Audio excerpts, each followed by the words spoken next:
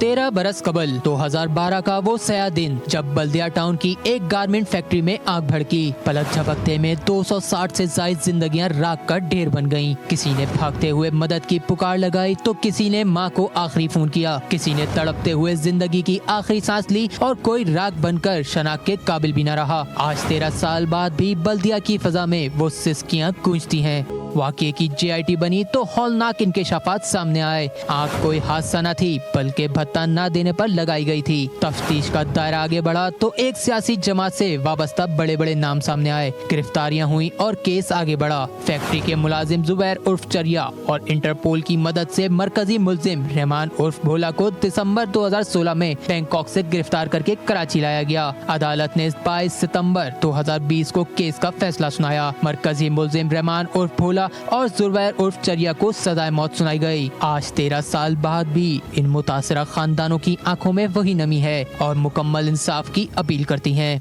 और नाजरीन, आज से 13 साल कबल आज ही की तारीख में हैवानियत का ऐसा अंदोनाक खेल खेला गया जिसे देखकर इंसानियत भी दहल कर गई। 11 सितंबर 2012 की सुबह कराची बल्दिया में वाक़े गारमेंट्स फैक्ट्री के 260 मेहनतकश ये नहीं जानते थे कि आज वो खुद नहीं बल्कि उनका लाशा घर वापस जाएगा।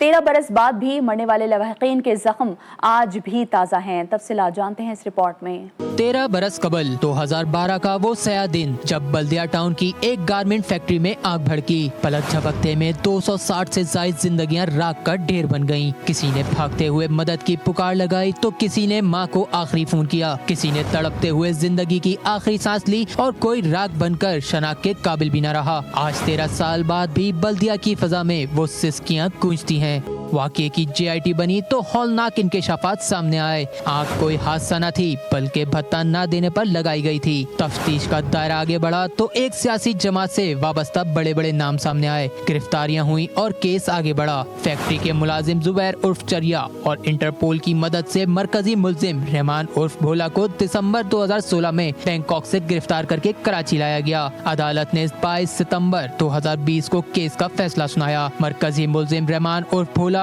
और जुबैर उर्फ चरिया को सजाए मौत सुनाई गई। आज 13 साल बाद भी इन मुतासिरा खानदानों की आंखों में वही नमी है और मुकम्मल इंसाफ की अपील करती हैं।